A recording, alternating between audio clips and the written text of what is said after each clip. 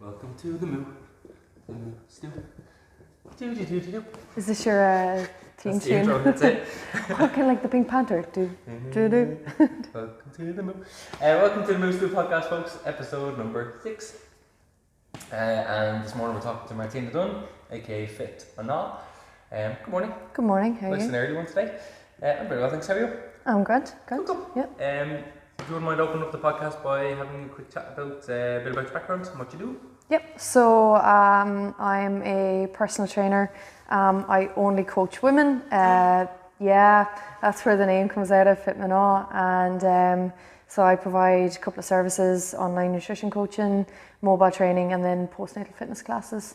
So yeah, it's really just trying to serve the female athlete in all aspects of her life, so pre, post, and general. Cool. Mm-hmm. You're working out of a couple of gyms as well. Again, I'll re-emphasise at the start of this. It's probably, we've spoken to a lot of coaches so far in the podcast, but it's not about the studio. It's not about the coaches of the studio. I think while the podcast gathers legs, it's just they're the easiest people to talk to because I know them well. But yeah, so you run the Mum and Babies class here, which we started just over 2 years ago, and you've taken over at the start of this year. Want to talk about that a little bit? Yeah. So initially I came in just to do the Wednesday classes, and at the time I'd already done like 2 postnatal courses, and then was just kind of finding my feet, I suppose, as a bit of a postnatal coach. And then took it over the Monday, Wednesday and Friday with my own twist on the programming. So since then I've done Brianna Battle's pregnancy and postpartum athleticism course, which is more, it's a CrossFit foundation, and bringing that into like, how do you have someone, say maybe a woman who's done CrossFit and wants to go back to competing, or even just doing, intense CrossFit classes, and so bringing her from her postnatal 4th trimester right back to competing, whether that's nationally, regionally, or whatever. So yeah, that's been quite interesting. I think it's a nice platform to think about it, because you think CrossFit does so much high impact and high intensity stuff, that if you can get the mother back to that, it shows that everything is Yeah, because it's heavy lifting, it's high impact, it's double unders, it's kind of all the things you're told you should avoid postnatally, but it's kind of proven that once you kind of start to build the solid foundation, anything is possible. The only limit is your body. It's not the pregnancy and the delivery aspect of things. Obviously there's a huge difference between each woman's experience with birth and pregnancy and all that sort of stuff, and postpartum, the 4th trimester, which I'm sure you'll talk about. How do you manage expectations around time-wise for someone getting back to that side of training? Is there a time frame you have in mind, or is it just like, well, you've gone through X, Y, Z and here's how we'll deal with it? No, it's the same way as every pregnancy and labour delivery is going to be individualised, and that's even in a woman if she's had multiple births. Each one will be different. So the postnatal journey will be different every time as well. So sometimes they might feel ready to do something at 6 weeks. Sometimes it might be 3-4 months before they're ready to get back into a gym or think about moving. It depends, and I know a lot of women seek guidance and they want to be told, well, it's going to take X months for you to get back to doing your boot camp or you to get back to running your 5Ks. But it really does depend, and that's why the like of the 6-week check is really it's not good advice, because you're getting just a blank check from a GP to go and do whatever you want to do, and it's like, no, it's so individualized, and it's so hard to deal with the athlete brain. So like if you have a woman who's used to regularly competing and all of that sort of stuff, their brain might be ready to go back to training high intensity, but their body just isn't. Like the basic recommendation for returning to running is 3 to 6 months. Like even that in itself is a huge time frame, like minimum 3 but also 6. So where do you stand? So yeah, it depends. That's why the likes of pelvic health physios are really important, because they're the only ones who can conduct an internal exam and see exactly what's going on and exactly how your body is post labour and delivery. It's probably the same amount of money to go and see the pelvic health physio as it is to get a 6-week checkup as well, then, right? I think it's in around. Sorry. I think it's in around like 60 quid or something, just to make sure that you get a pelvic health physio that really knows what she's talking about. And most do. They're invested in women's health, and they want to see women returning to exercise and training. But the GP usually doesn't perform an internal exam. If they check for diastasis recti, it's really just like a poke in the belly, and they're kind of just, you know, how's baby doing? Is baby thriving? Is, you know, what's, you know, and it's just not, it's not in depth enough. It's there's two people in a room, whereas when you go for a 6-week check, you're the focus, and that you should be the focus because it's your health, you know. So what are the main things, then you talk about diastasis recti, what are the main things that women should be looking for post baby? So there's like diastasis recti is having like a really pendulum swing, as in like historically, like my mum has no idea what diastasis recti is, and she's had 4 kids, but she knows she has a weak pelvic floor.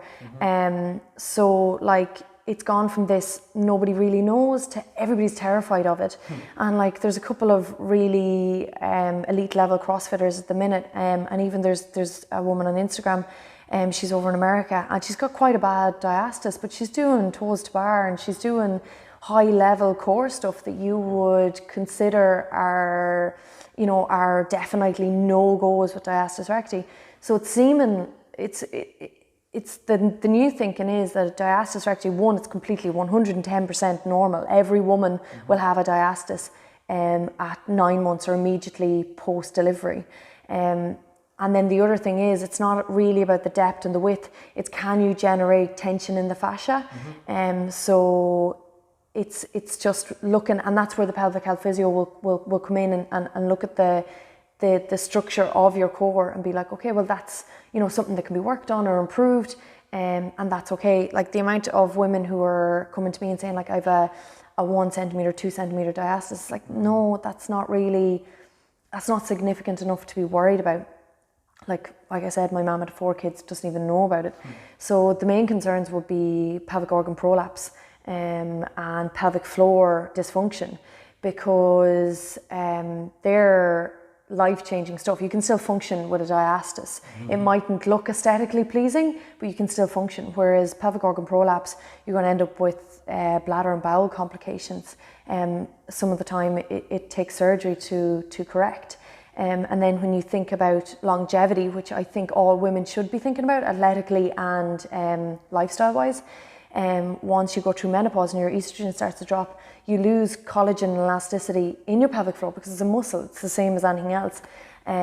So you're more likely to end up with pelvic floor dysfunction in menopause and after menopause. So if you don't look after yourself immediately postpartum, you're not really looking after yourself long term, and there's a danger there that you could, you know, end up with problems in the future. Yeah, it's really interesting because I think the phrase functional fitness gets thrown around a lot, and then it's a really hard thing to define in terms of what's functional like. But in this case, actually, this is probably the most functional thing. Is like, no, this isn't about fitness. It's about health and longevity, and literally, like if you're prolapsing, your body is not functioning the way it should be. It's not safe. So it puts a nice spin on what actual functional fitness is, and it's like being able to function day to day, so that you can do whatever. It's really interesting because I didn't know, I wasn't up to speed on the stasis stuff recently, and that literally is, you're just talking about function. It's like width doesn't matter, depth doesn't matter. It's like, does it function? Can you hold the brace? Speak a little bit, because I like the way you've kind of done this as well with the warm up in the classes. Like you've got a layered approach to if a new mum has just come into class, she's like, okay, well let's have a look at how your diastasis is, if there's separation and all that, and how we'll build it up. And then if somebody's been here for 8 weeks, they'll be like, okay, well Mary, you can do this exercise because you're grand, we've been through all that sort of stuff. So can you kind of speak about how you would go about layering that approach for somebody who's just post-baby getting back? So like everybody starts with the connection breath, which is basically the diaphragm, the pelvic floor working as a team, because that sort of through pregnancy gets a little bit, there's not as much room for the diaphragm to move down, and the pelvic floor is naturally under a little bit of extra pressure. But the pelvic floor, like any other muscle, needs to contract and relax. So when you're starting that connection breath and you're taking a deep breath in, you're relaxing your pelvic floor. When you exhale and your diaphragm moves up and you contract your pelvic floor, you're actually bringing a bit of tone to the muscle because you're working it. It's relaxing, contracting. And that's the first step. You want to build up the breathing posture and alignment and then add in the movement. So if they can breathe well and they've got a good stack, which is ribs over hips, so they're not like, flaring their ribs, or, because a lot of women post-pregnancy still stand like they're pregnant. So they get into that habit of belly out in front, and it feels comfortable for them at the time, but then when they're post-pregnant, you kind of have to remind them to come back with ribs over hips, and that helps to build up the core as well and create the tension in the fascia. From there then it's, starting off with basic movements like your Pallof press, your dead bug, and then progressing those on to more, and it's not more advanced core work, it's more advanced variations of the dead bug, the Pallof press, slowly loading the front plank so that they don't feel overwhelmed. And we kind of talk about this a lot here in the movement studio, is like the CNS, and your body has to feel safe, because if you overload it too quickly, there mightn't structurally be anything wrong, but the brain just kind of goes, no, I don't feel safe here. And that's like, because equally you can get the other side of things where you have someone who grips down, squeezes the glutes, and they have an over tight pelvic floor. And that's not helpful either. So you need to be able to balance both. Yeah, brilliant. I think you did a course recently actually, which I saw a lovely shift in how you talked about things in terms of like, it's easy for us to think one way. So let's say you've done the first course, which was like Girls Gone Strong, and they're like, it's this way. And then you do another one, and the other person's like, it's this way. And then you did a really good one recently, which you can tell me the name in a moment. But the way you're speaking about it now is like, it always depends on each person. And that's what we always champion, is like, for you it might be this, but for Mary besides you, it might be this. Poor Mary. But you know what I mean? So what was the course you did recently? So the female athlete with Anthony Lowe, and he's an Aussie guy, and like the Australians are so ahead of the game. They take women's health to a whole other level, particularly postnatally. What challenged me at that course was he was like, because I had Girls Gone Strong was very general population, and everything was very softly, and there was it did kind of look at the whole it depends thing as well, but it was very much like you need to progress these women on over weeks and months. And then Brianna Battles was a bit like, no, women are capable of a little bit more like high impact, high intensity stuff after they've progressed along. There's no need to leave that stuff out. And then Anthony Lowe was like, why challenging the beliefs of women are not to be wrapped in cotton wool. And I still go back to that workout we did on the Sunday morning where everybody did, mountain climbers, everybody did jumping jacks, burpees, and any postnatal woman, as soon as I say those 3 exercises to them, they just go, oh no. And it was like, I'm not going to come in here. I didn't come in here after the course and be like, okay, girls, today we're going to do burpees. But it was kind of like, okay, well, why are we so, I was always like over cueing and watch your stack and, I wouldn't do that. But like, it was a bit like, well, do you have symptoms when you do that? Well, if you don't have symptoms, okay, cool. Let's add a little bit more time. If you do have symptoms, okay, let's bring it back a little bit. You have to give a woman like options. There should be no yes or no. It's not black and white. It's not, you can't do this. It's like, okay, let's test and retest. Can you do that? Do you have symptoms? Do you have no symptoms? Where do your symptoms start? And how can we modify this?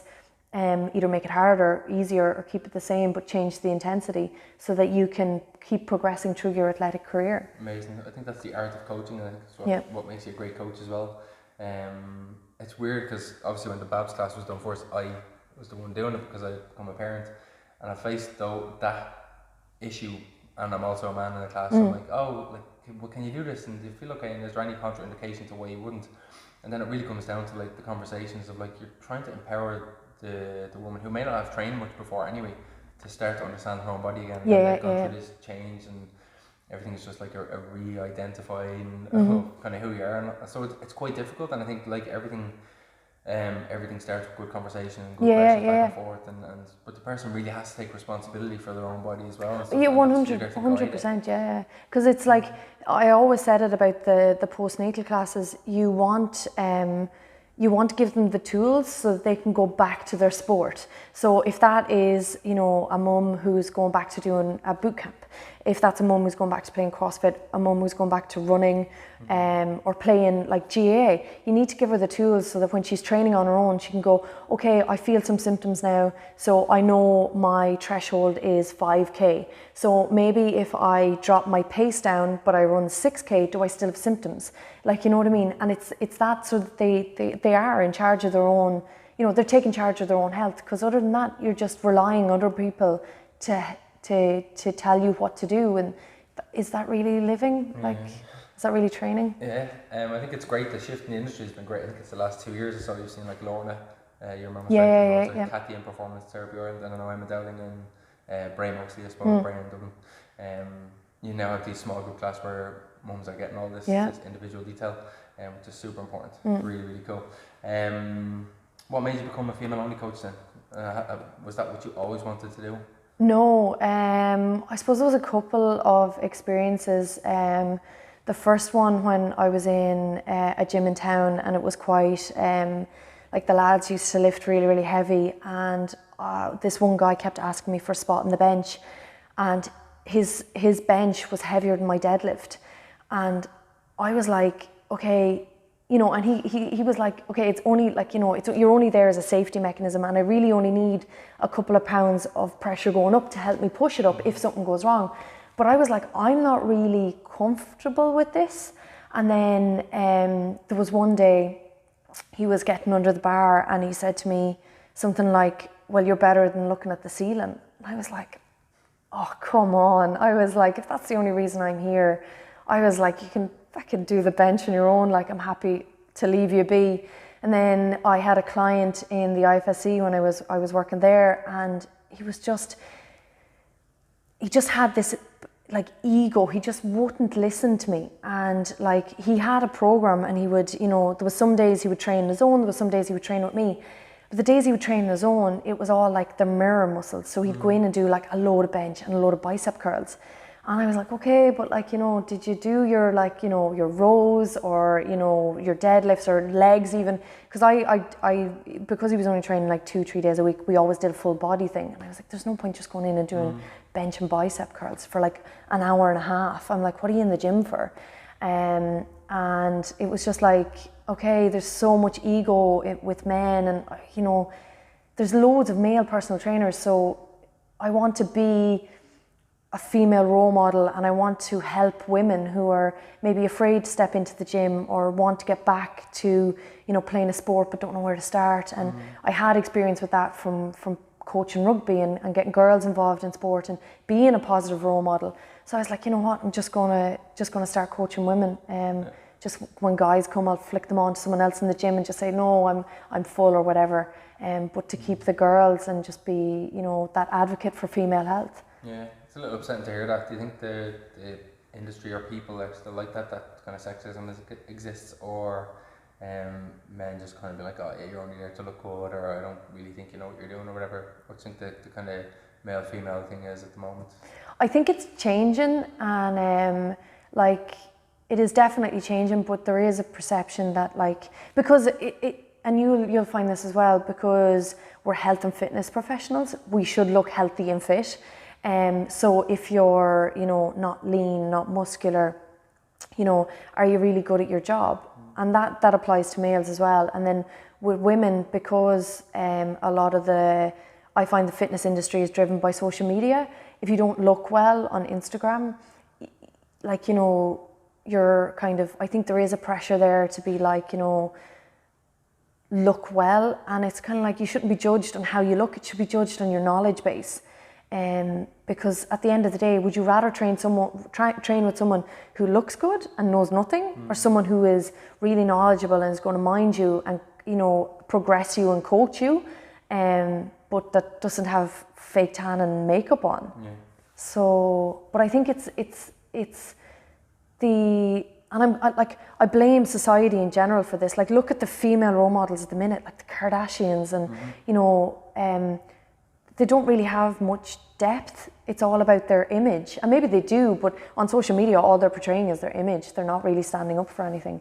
And it's it's a problem with society as a whole, not just the fitness industry. Yeah. Is the sun yours there? You okay? No, I'm okay. Yeah. So what sort of female influences have you got then, if you were to name 1, 2 or 3 who you look up to or are inspired by? So Steffi Cohen anyway, like she's a PhD doctor. I don't know, maybe it's a medical doctor, maybe it's just PhD, but she's definitely a doctor. She has a PhD. And she's a like powerlifter, like she's amazing, like so strong. Meg squats, like these are people I follow on Instagram. So same thing, like she lifts heavy, she just is her own person and just is not influenced by, there's no perception of, like, and that whole strong is sexy thing. I don't really like that whole movement, but I like women being strong and capable and independent and knowing their own selves. And if that's, through lifting heavy, that's great. But if it's also through like ultra endurance stuff, like that's great as well. Or even just women in business or government. Like my biggest role model when I was a kid was Mary Robinson. Okay. And like that's part of the name as well, that Fit Mná. Her opening line of her speech, and it still gives me goosebumps every time I just say it in my head, Mná na hÉireann, like the women of Ireland. Like it's just such a strong statement. I love that sort of stuff of, just strong, capable women. There's a couple of girls on the adventure race scene, like, and I had the pleasure of, I've never met them. Well, I've met Moira Sullivan, but like the likes of Laura Driscoll, like she's just an animal. Like she's stronger than men racing, like, you know what I mean? And that's just, she commands respect. Like that's just unreal, you know what I mean?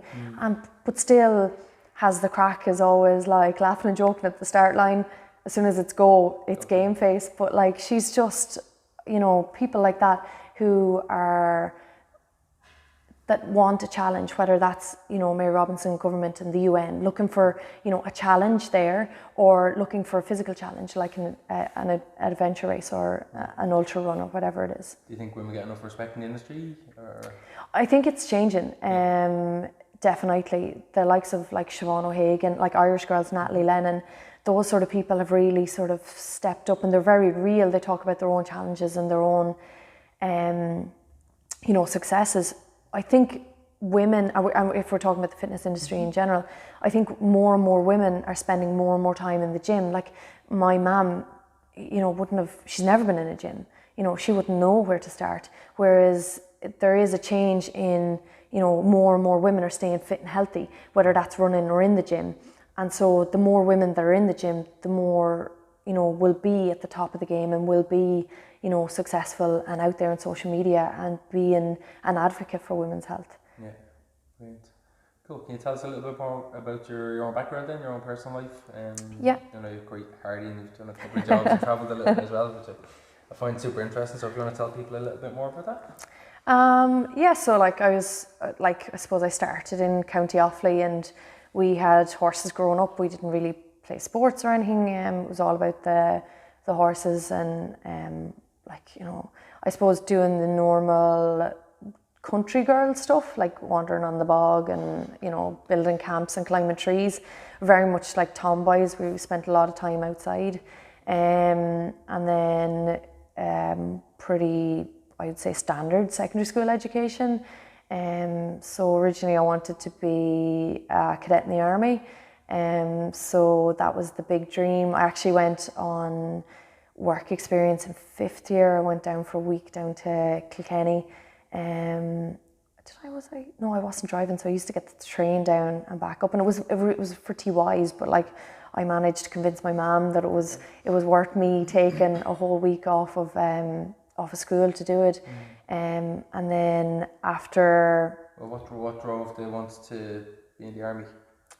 I don't know. I think there was the equestrian school in the army kind of drew me as well, and I was kind of like, horses, and then I loved being outside, and like we had shotguns and stuff at home, and like I was always mad to get my hands on them, like and stuff like that. And I kind of thought, Jesus, if you were in the army, you'd be playing with guns anyway.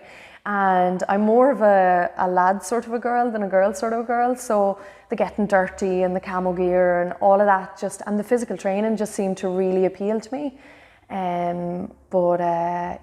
So sort of engineered my leaving cert to kind of fit into what I thought the army ideal was. Did the TY, the work experience thing, and went for mock interviews. I was followed rugby at the time. I remember they asked me who my biggest role model was, and I said Paul O'Connell, and they said why, and you're trying to put an intelligent answer together, and I just said because he's massive. And then I was like, well, not massive as in tall, but like massive as in a presence, and it was just like, it was an absolute mess. But I sort of applied to the cadets, got through the first round of interviews and failed the fitness test. So that kind of scuppered my ideal path, but like stuff in life is never linear. It's really good. I heard this quote, I don't know where I heard it, but like, so if life is a straight line, if you think of life like a heart monitor in a hospital, you know, the blip, blip, blip, it goes up and down, and if it's a straight line, you're dead. So if you think about life has to have ups and downs to show you're alive, because if it's just a straight line, you're dead, which I think is really, really nice, because there is highs and lows. So failed the fitness test, trying to decide then what I was going to do. I went and worked in a couple of pubs. I did join the reserves because I was like, this might be a back way in. But that was loads of fun. Like, you know, spent 2.5 weeks down in Bear Island off the coast of West Cork, basically like playing toy soldiers for a week. Like we got to run around with guns, we got to do a day in the shooting range. So yeah. Cool. Yeah. And what happened after that then? So actually I'll just reset the clock, or the video. 1 second. How do I switch off the whole... Oh, yeah, right, don't worry about it. So after the army, it didn't work out for you? No. So yeah, I just I'd started working in pubs anyway, after school to try and get, like, you know, that was going to be my filler or my gap. So I worked in Lanzarote, in an Irish pub over there. I came home. Tell us about the Lanzarote. Okay, so I worked in Lanzarote. It was very naive going over. I was working in this pub in rural Laois, and there was this guy, and he came in. He owned a pub in town, so I knew him. And he was like, yeah, I'd love for you to come and work in Lanzarote with me. He painted this lovely picture of this like warm place, and I'd get, like, you know, paid well, and he was going to give me a house, and it was going to be class. And then he came in, like, you know, 2 or 3 nights in a row, and he really just kind of, I was only 18, and he really wooed me with this like idea of this like perfect lifestyle. And I went over, and I was there, I think about 10 days or 2 weeks, and he just said, listen, it's not really a safe area. I'll just take your passport and put it in a safe. And me being the 18-year-old country girl was like, yes, yeah, sound lad, throw that in the safe there. And then it was shit. There was like, it rained, like the weather was worse than Ireland. It was like a really long shift. It was like 6 o'clock in the evening to like 4 o'clock in the morning. So like your body clock's completely out of sync. You'd get home. And I used to run home from the pub as well. I could just bring my runners, and like, because I was too tight to pay for a taxi, because I was like, fuck this, like, sure, I can just run home. And so it was really shit. Like there was no one my age. So like this whole party lifestyle that he'd sold me, like all the other people were married and had kids. So like at 4 o'clock in the morning, they were going home. And I was like, okay, like this is my days off were spent wandering on my own. I had no car, I had no real freedom. And I quickly decided I wanted to come home. I wasn't very happy, and obviously went to book the flight. It's like, where's your passport? Oh, my passport's in a safe. He'd gone home to Ireland, and he kept ringing and being like, no, stay. Like you'll get used to it, or you know, whatever. And so it took a couple of weeks to get my passport back, and which my mum wasn't happy about. The biggest lesson I learned was, like, your passport is really important. It's a really important document. You should probably keep it on your person. But that was my first experience of traveling away from home. And yeah, I kept a diary of all the weird shit that happened as well, and Nice. like it's cool to look back at it and What be like, drove the first move then to travel? I suppose. You just finished school at this stage? Yeah. So like, and this was like, I think I went out in like end of September, October time. So all of my friends had gone to college. Yeah. So essentially I was like at home working in a pub, still living with my mammy. Like my friends were telling me about these like, you know, rag week and blah, blah, and all this sort of stuff. And they were having these great experiences. And I was like, I want more, I want to see more, I want to do more. So I decided travel might be a good opportunity to see, like, but it's so, you don't travel and go to work in an Irish pub with Irish people. And like, that's not traveling, like, you know what I mean? That is essentially just moving places. So yeah, that's what drove that, was like, you know, all of my friends had gone away to college and I was like, I want to have cool stories to tell as well. So let's go and travel. Cool. So you went back home and then? Went back home, decided then, I was working in a pub again in like rural Laois, and it was like we'd a grocery and a pub, so you had to do the shop and the pub, and like real traditional, like we'd a ham slicer, you know what I mean? And yeah, so there used to be like, you know, lads that would come in on a Sunday, like old fellas, and watch the GA, and like they'd get 12 slices of corned beef and they'd have like a picnic lunch in the pub and drink glasses of Guinness. Like it was class. I liked it. It was real small and it was real, but like again, it was just like, it was 20 minutes, 30 minutes away from my house. I was still living at home and I was dealing with the same sort of, you know, the same old fellas coming in, sitting in the same stools, drinking the same pints, talking about the same things, telling the same stories.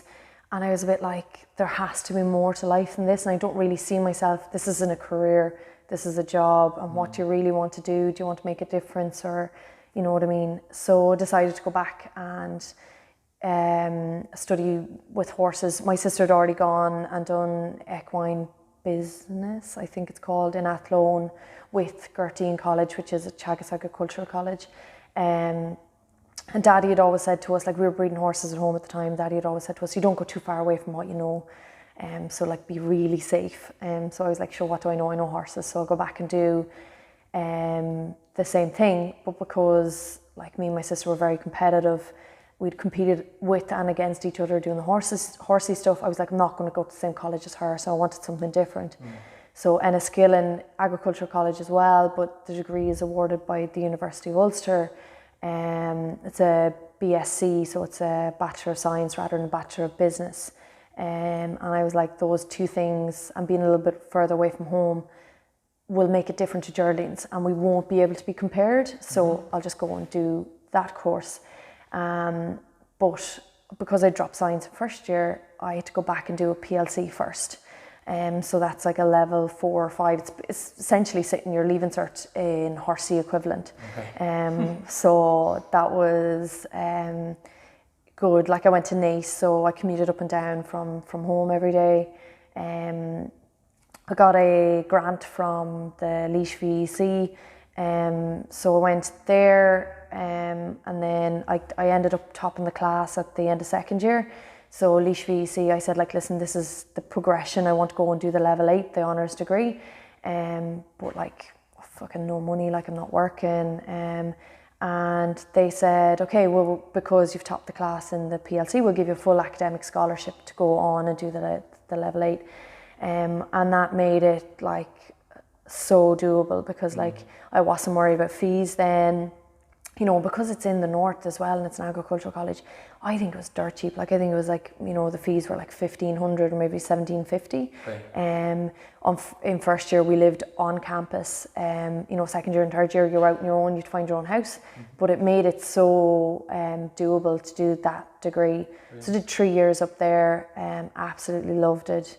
Had a real passion for working with horses. I was working on a stud out in Offaly during the summer times, so I'd still had a good bit of pocket money and was just kind of developing my knowledge and my base basically. Then when I finished there, I came second in the class. My best friend beat me by like 0.3% or something to go into first, but he's a fantastic brain, like it was thoroughly deserved. Like I played rugby and drank the bag out of it in second year. It was only in third year I was like, whoa, a bit of work to be done here.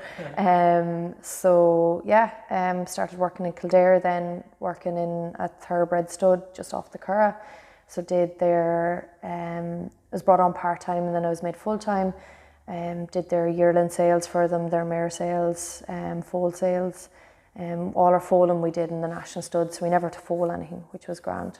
But yeah, it was good experience. Good 2 years, 3 years spent working there. So you're not afraid of hard work anyway? No, God, Do you no. think you're book smart, or you just get stuck in, or was it just, it was so physical working with horses that you just like, you got it quicker because you grew up doing it? What's... I think I'm book smart. Like I definitely, people would say to me, I'm really gullible and I don't have a lot of street smarts. And maybe that's because like I'm from the country as well, like, you know what I mean? You know, the people I played with were my sisters, you know what I mean? So I didn't really develop, we didn't grow up in a town or anything, so I didn't really develop that sort of street smart stuff. I'm just naturally tough. And yeah, so it's definitely book smarts. I take to the academic side of stuff. I'm a real nerd, like I love that sort of stuff, but when the thing I like about horses is it's kind of like the art of coaching. There's a certain bit of science, but then there's also being able to read a horse's body language and look at the, you know, what they're going to do, and that's how you manage them. But it always comes back to the science, like when you're foaling, when you're rearing a foal, and then the science of breeding. So like, has mammy been successful? Has daddy been successful? Well, that might translate across to a good racing career. And then if the horse looks good, which is kind of like, you know, the other side of things, you tend to have a winner when it comes to the yearling sales. So yeah, I had like, we'd a Romy's Castet, Invincible Spirit filly a couple of years ago in Newmarket, which is like one of the top sales in Europe. And she was in book one, which is the top sale in Newmarket, and she sold for 600,000 guineas. I was very lucky to work with her from, you know, the day one she came in for her yearling prep to the day we loaded her. Well, the guy came to take her away for the loading on the box, like, and she was just a queen. Like, she was very easy to deal with. I've had like horses as well that wouldn't be, I was going to say punts. I had horses as well that wouldn't be the easiest to deal with. But yeah, when you get the good ones, it's just, and so it'll always be a love of mine. Like I still have my pony at home. He's not a pony, but he is a homebred. So he's 20 this year, still knocking around the field like fat as a fool. He's, we put him out with the young stock now to quieten the young stock because he's easy to catch. Okay. So if he's easy to catch, then the other is like, oh, you're petting him down, he's getting carrots, I might go over there. So yeah, it's good. There's still horses in the family, like, you know. Yeah, brilliant. And that brought you then to travel again? Yeah. So was kind of like, I was in Kildare, I was playing rugby with the local club, I was coaching, and just was kind of getting itchy feet again, I suppose is the way to put it. I'd finished college, I'd been working for about 2 years, so I had a bit of savings, and originally I wanted to go backpacking or interrailing around Europe. Mammy was like, there's no chance you're going on your own. And Geraldine had already been out in Australia, and so like the same thing as the whole college thing, you don't want to go to the same place as she's been. So then kind of like thoroughbred industry wise, that left kind of 3 or 4 other places you could go to, like England, probably not far enough, America, didn't really hold any sway with me, or New Zealand. And this girl that I was working with on the yard had been to New Zealand, had worked on this farm for a year, had loved it, and she just kept saying like, you need to go, and it'll really suit you because you're outdoorsy and you're into your rugby, and like New Zealand's like the pinnacle of rugby. And so I originally just looked into the visa, and the visa was really easy to get. Like, they interviewed me over the phone. And then I looked at the flights, and suddenly I had everything booked, and it was like what was a maybe was a definite. And yeah, so like I'd just got so the way I worked getting jobs in the thoroughbred industry was the Irish Field do this directory of studs, and when I needed a job in college, I literally just went to the directory, looked up Leash and Offley, and rang every stud going like, hey, do you need staff? and that's how I got like both my other jobs. So I was like, right, we'll apply the same principle to New Zealand. So they had a Premier sale. I looked up the Premier sale, looked at the top 5 consigners and vendors. So rang them, emailed them, was like, hi, do you need staff? And got on to an Irish guy based outside Hamilton. He said, yeah, we need yearling staff for the sales. Your CV looks really, really good. I had my flights booked at that stage. He said, yeah, I'll pick you up at the airport. So it was really easy to organise. So I flew over in just after Christmas in January. I worked on the farm for about 2 weeks or 10 days and then went straight to Auckland to the Premier sale in New Zealand. And oh my God, like if I worked hard in Ireland, I worked doubly hard over there. Yeah, like it was brutal. I think we were in the sales complex for like 4:30 every morning. Unfairly, yeah. Like really, really, really bad. And like the worst thing about it was I'd worked on the farm. Now he did give me accommodation, but I worked on the farm for 10 days before the sales and then did like 2 or 3 weeks of sales with him. Didn't see a penny of that money. So like I basically was working for 4 weeks without having seen a wage. And yeah, I was starting to get worried, and he landed down to the house outside of Hamilton one evening with like $2,000 in cash. I was like, there you go. And I was like, fuck, like this is not ideal. Like I don't really want to be working 4 weeks without getting any money and then getting a lump sum like this. And then, so I kind of made my excuses. I said, oh, I want to go off and travel. Like I'm here to travel. I'm here to see New Zealand. Really, I was thinking about the farm down the road that my mate in Ireland had worked in and was like, it's really, really good. So I said to him, I'm going to go traveling. I'm going to go to Wellington and I'll come back and do the foal sales for you. And I had no intention of going back and doing the foal sales. Like I was like, I just want to get out of here.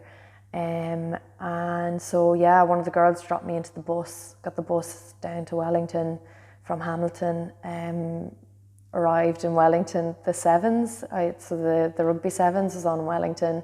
It was just like a party town, like the hostel was mental.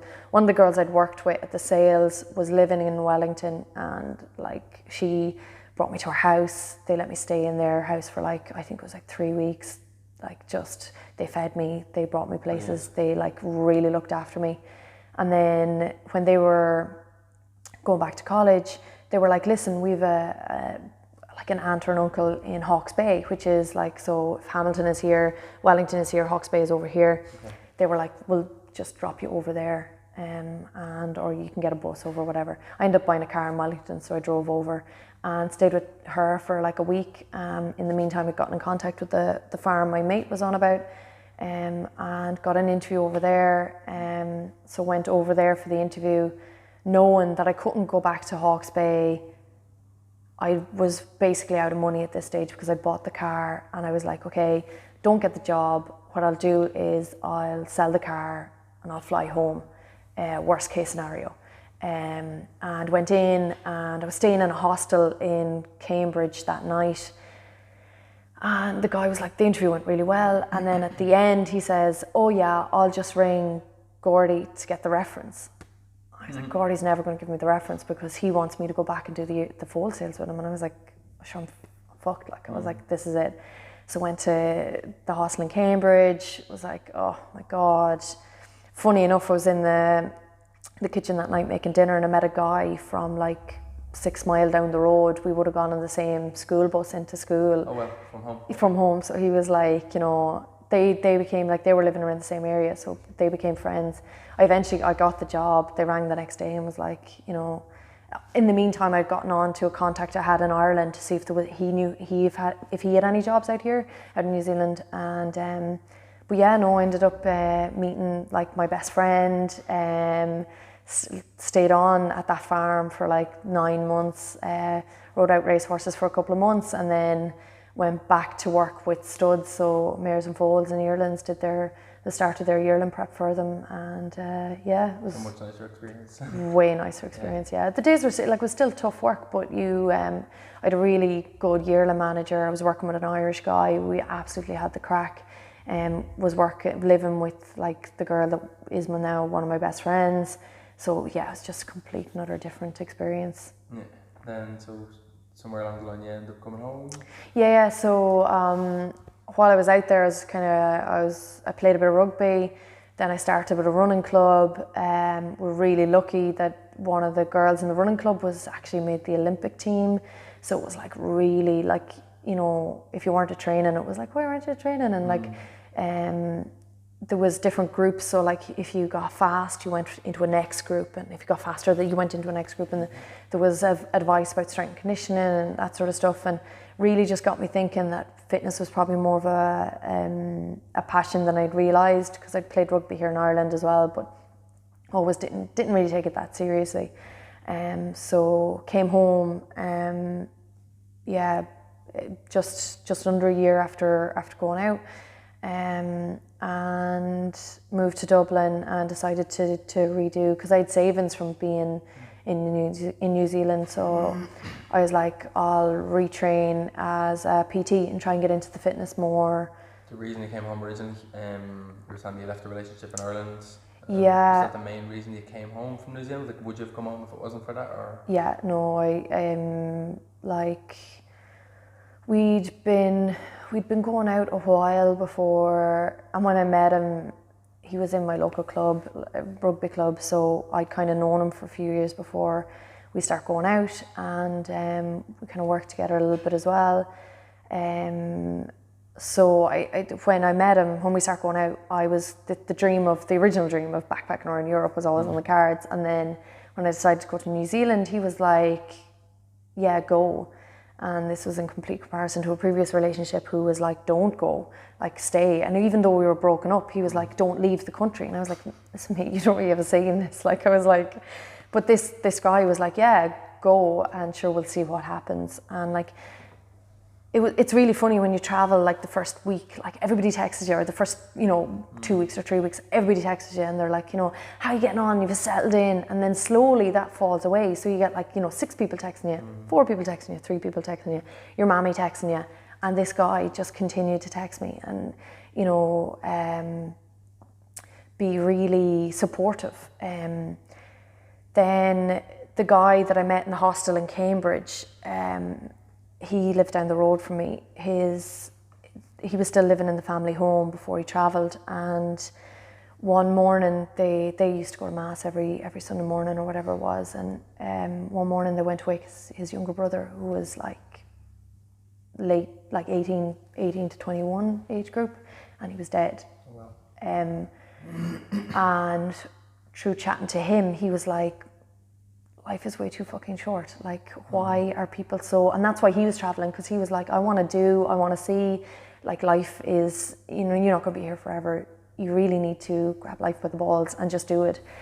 And that got me thinking about the relationship that I had with this guy. And I was like, okay, we need to kind of not make things official, but like we'd been hiding it from a lot of people. And I was like, you've been really supportive here. Let's just, we are going out. Like, okay, it's long distance, but like, you know what I mean? It won't be forever, whatever. He came out to me for 6 weeks and he played rugby with the local club for 3 weeks. We met some really good friends from that, and we went backpacking around the South Island for 3 weeks. So I had 3 weeks holidays in the full year I was there. Brilliant time, like living in a camper van and just living the dream. And yeah, when I came back for him, and he met me at the airport, and we moved to Dublin. He was in UCD, he was playing rugby, he was trying to get into Leinster Academy, that sort of stuff. And then 6 months later we were broken up, and but I was here, I was part the way through the PT thing. Okay. So it was kind of like, keep going forward, keep moving, see how you go. Found a house, lucky enough, down in Kimmage. So we were living in Rathmines, but obviously tiny flat. So obviously then, like, it's really difficult when you break up with someone. It's like you've been living in a shared space. He found a place in Ranelagh much quicker than I found the place in Kimmage. We were off and on again, but it just wasn't meant to be. Do you regret coming home for that, or do you think, like you said, everything for a reason? Everything for a reason. The universe never makes a mistake. It wasn't like you were dragged home as such. You were saying you came home for love or whatever. Yeah. I think if you regret stuff, like everything happens for a reason, yes, but if you look back and regret it, that's part of that story has made me as part of who I am today. So why would I regret that? Because I am who I am today. Yeah. So it's trying to be positive about things, like, you know, okay, yeah, it wasn't ideal, but like I've still, you know, I have my own business because I came home to restudy. You know what I mean? I wouldn't have my own business if I didn't come home. So it's kind of like looking at the positives about things rather than the negatives. Nice. So when you came home, then you started looking into becoming a PT, and then you're working in raw gyms, you were saying? Yeah. You moved into a more commercial gym? Yeah. IFSC. In the IFSC, and like... And you were training here, so that's when I met you? Yeah. So it was like... It was nice, raw. In the middle of it all, I got hit by a car, which really put the skids on. Pause, 1 second. Can't miss this one. Okay, you got hit by a car. So, yeah, I was a newly qualified PT. I was only working 3 days a week or 4 days a week in Raw, and the other 3 or 4 days I was working as a waitress in Kylie's Donnybrook. So working 7 days a week, and I was cycling to work one morning, and I got hit by a car, and like you can't do 7 days a week when you've been like, I think it's the same thing, the universe never makes a mistake. So the universe had been sending me little signals all along. Slow. And I wasn't listening. So it was like, okay, if you're not going to listen, we're going to make you slow down. So I fractured my elbow, cracked my head, wasn't wearing a helmet. Like when the fire brigade came, like I was wearing 2 jackets because it was cold, it was November. I was wearing a pair of leggings and a pair of tracksuit bottoms. And because I was fit and healthy and I was wearing a fair bit of padding, it actually saved me from a lot more catastrophic injuries. I just cracked my head. I ended up in St. James's, but it really began to make me think that, one, working 7 days a week was not viable. So I needed to get a gym position that would allow me to work 5 days a week with a better income, because the pay wasn't great in the other place in Raw. And that's why I was supplementing with the waitressing. And also I didn't want to waitress anymore. Like it's tough work, like, you know what I mean? And I was like, I need a better quality of life here. And it's funny, we'd gotten back together, me and the guy that had come home from New Zealand for, he was in the Air Corps, and my sister, so a couple of people came to the hospital to me, so that kind of changed the trajectory of the path that I was travelling. So that's how I started in the IFSC, because it was 5 days a week, the money was a little bit better, and started there, got a couple more PT clients, was getting experience, and started training here. And all of that kind of just changed my perspective on the whole coaching thing, because in Raw it kind of been like, go hard or go home. But here I seen a different approach. It was like, okay, there's reasons for stuff, like, you know what I mean, you can't go hard all the time, and you need to do this before you do this, and just looking at the individual a lot more than just focusing on making you sweat. Essentially, it's intelligent coaching. So started to apply some of those principles to my own thing, managed to get a couple of female clients and then a couple of prenatal clients, and was being asked a lot more about, like, you know, pregnancy. And that's when I did the Girls Gone Strong thing. It was that first time. And then so I worked there for over a year, I think. Good experience, but yeah, it just wasn't for me. You're building someone else's empire rather than your own. Yeah, I think the thing that struck me is, again, because obviously being here we had time to chat and all that sort of stuff, and so when things weren't looking good, you know, whatever way you were training or whatever, that we'd chat and see how things were going. You're like, working 8 days a week and all this sort of stuff. But I think this is back to an industry problem, both in terms of sexism, like the gym was making you clean the place, as well as teaching all the spin class and all that. And I remember like when we qualified from college, one of the other lads I was training with, or learning with, he ended up going to a normal gym and they made him do spin classes literally until he got injured. And I was just like, it's just bullshit. Like they get people in, they pay them dog shit wages, and they make them do all the work. That's not just teaching a class. Like here you can coach smart. Like you don't have to perform for a class. You can tell people what to do. It's the way it should be. You shouldn't be burned out. You should have energy yourself. And so I was just listening to you saying, oh, you have to do this, you have to do that. I have a bit of an adductor thing going on. I was just like, it worked out being a tough year for you, but I think it was a catalyst in saying to you, like, they're not paying you what you're worth, they're treating you like you're worth. I think you can do better, and just kind of trying to coax you into taking a step into your own business or whatever. So yeah, can you talk about the transition? Because admittedly it was a first year, and me feeling somewhat responsible, I found it tough looking at your year and being very difficult and coming around Christmas period. I just remember like not knowing what to do with you essentially. Not that I was responsible for you. But I felt a sense of responsibility to try and help you find your thing. And yeah, just the things we hadn't done hadn't worked. And again, like I said, in the end things kind of worked out, and thankfully they did. But yeah, can you talk about how difficult you found that first year? Because I felt most of what you felt for you. Essentially I ended up claiming off that car accident, and that was I had money then. Basically I had a financial backing that was becoming increasingly unhappy. Like you said, doing all these hours and not being paid what I was worth, not being even just not getting the recognition, and still doing like scrubbing the showers. Now there's nothing wrong with scrubbing showers, don't get me wrong. Yeah, so it was a lot of the responsibility was falling for me, and yeah, I just decided, feck it, sure, I'll go out my own and see how I get on, and it was. I think I left with I had 2 classes here on a Thursday. No, a Tuesday and a Thursday evening originally, wasn't it? And I had a handful of clients, and John Goodman, the personal trainer development centre. Yes. So I was following a lot of his stuff online, and they had kind of like 5 easy ways to get new clients and stuff like that. So I did a couple of that. I did a bit of that, and I got off the ground with probably about 4 clients. But like that first year was so hard. Like I used to work for an hour on a Friday, and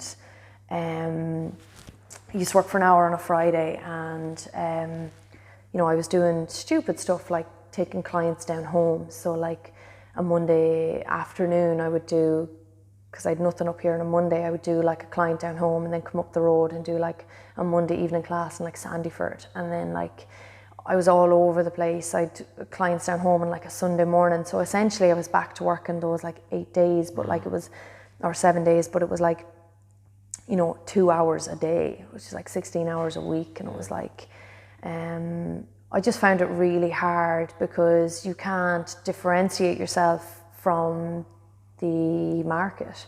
So I was just another PT doing just another fitness class, and was unhappy with the whole race to the bottom. So like you can go like, I'll train, it's €5 pay as you go per class, but like if you think about the margins, then how many people do you need to get into a class to pay your time?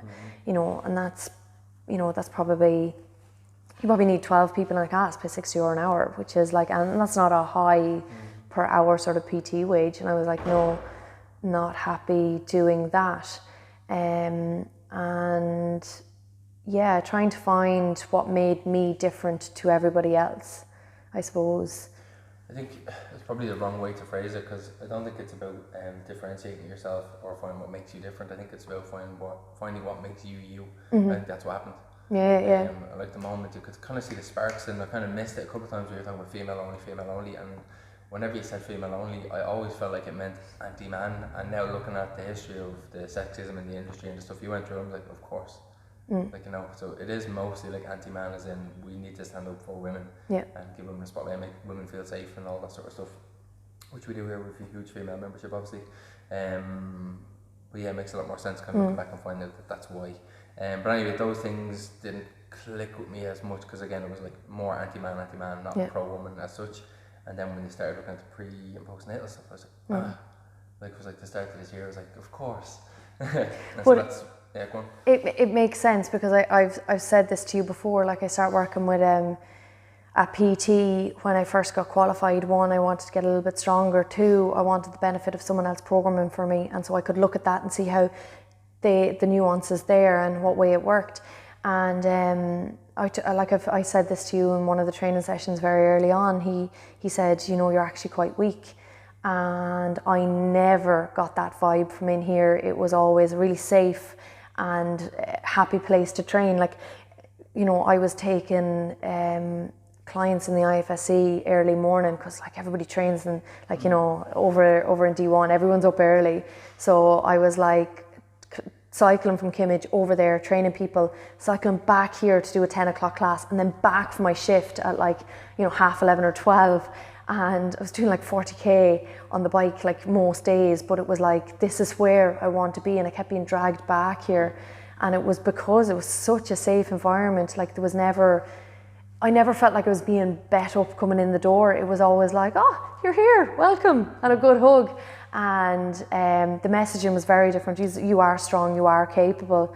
You know what I mean? Like, it's just like, you know, just train. And so I wanted, I suppose, it was selfish. I wanted a bit of that, but I wanted to be able to spread that message, to be pro-women. Like, you know, women are strong and capable. You know, why shouldn't they, you know, and to help the women that had been in the position that I'd been in, where they were going to a PT, and he was saying, like, you know, PT, like, that's a coach. Like, a coach is meant to build you up, tell you you can do this, not be like, actually, you know what, you are kind of weak. You know what I mean? Like, that's the wrong messaging. And so, yeah, the more I was here and I seen how you interacted with people, it was like, that's similar message, but like, you're general, everybody, you're like, you know, guys and gals. Whereas I was like, no, I want to take the gals and I want to build them up and be, yeah. Yeah, brilliant. Cool. So your own training then, it's kind of intertwines with kind of how you were brought up and stuff like that. So I'll kind of let you kind of riff on about that. You do a lot of endurance stuff, which I love, which is, I think, originally why we got you into conditioning classes, which I thought was the original spark. You know, pre-postnatal, which we've talked about already. But yeah, you said you were fairly tough upbringing and kind of led you to train the way you train at the moment. Do you want to have a little chat about that? Yeah, so Mommy and Daddy split up fairly early on when, like, in my childhood, and there wasn't a lot of love or good vibes in the house. Because kind of money was an issue and stuff, Daddy ended up staying on in the family home, but Mommy and Daddy didn't talk. So there was huge tension and unhappy feelings. Daddy is notoriously tough on us. When we were like out in the ponies, it was, you know, get over it, you know, and if you fell off, you got back on. There was definitely no feeling sorry for yourself or whinging. We were hunting a couple of times, and you'd not really having a lot of confidence. You'd stop at a fence, Daddy would be riding behind you and would crack the pony on the arse. So the pony's going over and you better be going over with him, or because if you hit the ground the far side, you're just up anyway, you know what I mean?